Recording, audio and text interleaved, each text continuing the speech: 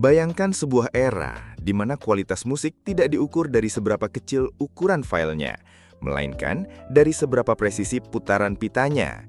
Di era 70 hingga 80-an, jika Anda adalah seorang audiophile sejati, ada satu nama yang duduk di atas takhta tertinggi, Akai. Akai bukan sekedar merek, mereka adalah raksasa.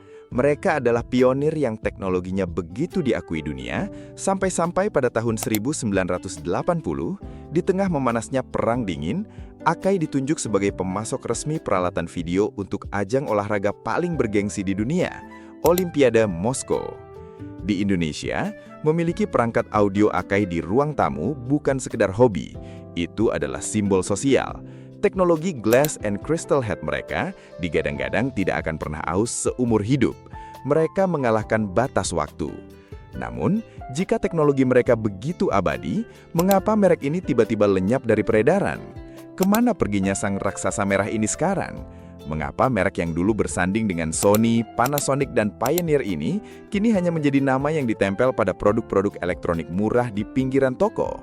Hari ini, kita akan membongkar sejarah masa kejayaan, deretan produk legendarisnya di Indonesia, hingga tragedi internal yang menewaskan raksasa audio dari Tokyo ini. Inilah kisah tentang Akai. Kisah kita dimulai jauh sebelum era kaset dan CD, tepatnya pada tanggal 15 Juli 1929 di Tokyo, Jepang. Berdirilah sebuah perusahaan bernama Akai Electric Company Limited. Perusahaan ini didirikan oleh Masukichi Akai bersama putranya yang brilian, Saburo Akai. Pada awalnya, Masukichi tidak memproduksi alat musik atau pemutar audio. Perusahaan ini lahir sebagai produsen komponen kelistrikan ringan, pembuat motor listrik kecil dan saklar listrik. Namun di bawah arahan Saburo Akai yang sangat menggemari inovasi teknik dan suara, fokus perusahaan mulai bergeser. Setelah Perang Dunia Kedua, ketika industri Jepang mulai bangkit dari abu, Saburo melihat potensi besar dalam teknologi perekaman pita magnetik. Di awal 1950-an, Akai meluncurkan mesin perekam pita atau tape recorder pertama mereka. Langkah ini mengubah nasib keluarga Akai selamanya. Mereka bukan lagi sekedar pembuat motor listrik, mereka sedang membangun fondasi bagi masa depan industri audio dunia. Memasuki dekade 1960-an dan 70-an, Akai melakukan invasi global.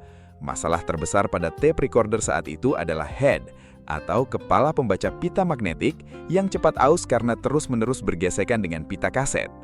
Disinilah Akai melakukan gebrakan yang mengguncangkan para pesaingnya. Mereka memperkenalkan teknologi GX Head, atau Glass and Crystal Ferrite Head. Head ini dilapisi oleh material kaca khusus yang sangat keras. Akai berani mengklaim bahwa head GX mereka tahan pakai hingga 150.000 jam tanpa penurunan kualitas. Inovasi ini membuat Akai tidak memiliki tandingan dalam hal durabilitas. Di masa jayanya, dari studio rekaman profesional di Amerika hingga stasiun radio di Eropa, semuanya mengandalkan mesin reel-to-reel dari Akai. Namun, puncak kejayaan mereka di mata dunia bukan hanya di ranah audio, melainkan visual. Menjelang akhir 1970-an, Akai berekspansi secara masif ke teknologi perekaman video atau video tape recorder. Kualitas visual dan daya tahan mesin mereka begitu luar biasa, hingga akhirnya Komite Olimpiade Internasional memilih Akai sebagai pemasok resmi peralatan video untuk Olimpiade Moskow 1980. Ini adalah momen di mana logo Akai berdiri sejajar dengan merek-merek terbesar di dunia.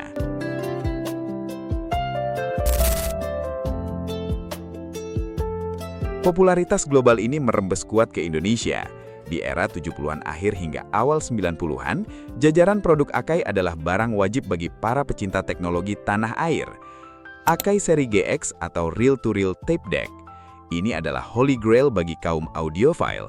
Mesin seberat 23 kg ini terbuat dari metal solid, memiliki 6 GX head, sistem auto reverse tanpa jeda, dan motor penggerak pita super halus. Harganya saat itu bisa setara dengan sebuah motor baru. Stereo Integrated Amplifier atau seri AM. Tidak ada yang mengalahkan estetika brushed aluminium dari amplifier klasik Akai.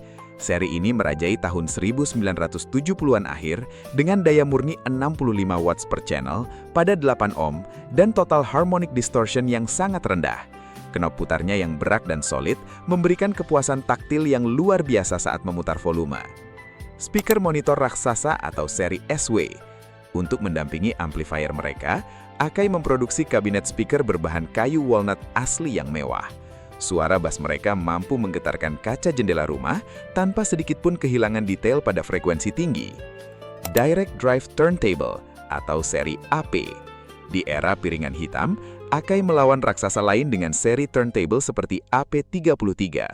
Menggunakan motor direct drive buatan pabrik mereka sendiri, dengan sistem DC servo, putaran piringan menjadi sangat stabil. Lengan tone armnya dirancang presisi dengan mekanisme auto return yang sangat diandalkan para kolektor vinil. Boombox atau portable stereo atau seri AJ dan PJ. Ketika tren breakdance dan musik jalanan meledak, Akai merilis boombox bongsor bersuara garang. Seri AJ 500 dilengkapi radio 4 band, dual kaset, built-in equalizer dan teknologi biphonic yang menciptakan ilusi suara 3D. MIDI Production Center Akai beralih dari ruang tamu ke studio musik. Di akhir 80-an, Akai bekerja sama dengan desainer legendaris Roger Lin untuk menciptakan alat ini. Mesin inilah yang melahirkan genre musik hip-hop modern dan musik elektronik. Di Indonesia, MPC digunakan oleh banyak komposisi elektronik pionir di era 90-an.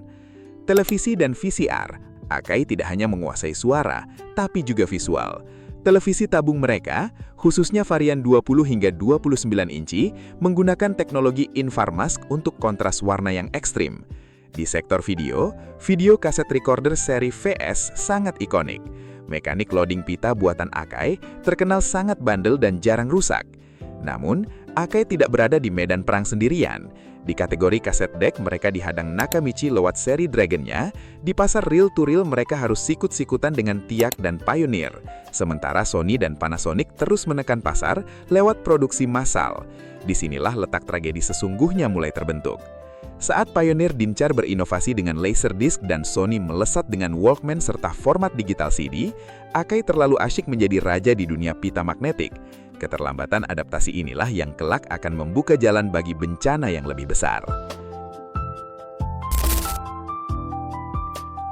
Inilah bagian paling kelam dari sejarah Akai. Ini bukan sekedar cerita soal kaset pita yang digantikan oleh CD. Ini adalah tragedi manipulasi korporat.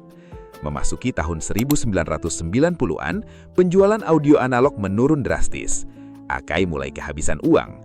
Pada titik ini, perusahaan diakuisisi oleh Semitech Group yang dipimpin oleh seorang miliarder asal Hong Kong bernama James Ting. James Ting kemudian memasukkan Akai ke dalam konglomerasi raksasa miliknya yang bernama Grande Holdings. Pada awalnya, ini terlihat seperti penyelamatan, namun niat sebenarnya jauh dari itu. Grande Holdings menggunakan nama besar Akai bukan untuk berinovasi, melainkan sebagai alat manipulasi akuntansi. Disinilah konflik internal meledak. Para insinyur veteran Jepang yang loyal pada Akai merasa dikhianati. Anggaran riset dipotong habis-habisan. Merek Akai dipaksa ditempel pada produk-produk elektronik murah berkualitas rendah buatan pabrik pihak ketiga. Standar kualitas legendaris Akai dihancurkan dari dalam. Puncaknya terjadi pada pergantian milenium. Pada akhir tahun 1999 dan awal tahun 2000, kedok itu terbongkar. James Ting dan perusahaannya terbukti melakukan penipuan akuntansi besar-besaran, senilai miliaran dolar. Uang kas Akai dikuras habis untuk menutupi hutang perusahaan lain dalam grup Grande Holdings. Pada tahun 2000, perusahaan legendaris Akai Electric Company Limited resmi dinyatakan bangkrut secara tragis, meninggalkan hutang menggunung 1,1 miliar dolar. James Ting akhirnya diangkap dan dipenjara, namun nasi sudah menjadi bubur. Warisan Saburo Akai telah dijarah dan dihancurkan. Lalu bagaimana nasibnya sekarang? Mengapa kita kadang-kadang masih melihat merek Akai di pasaran? Saat ini, Akai mengalami fenomena yang disebut sebagai zombie brand atau merek zombie. Merek aslinya sudah mati, tapi namanya dihidupkan kembali hanya sebagai lisensi dagang.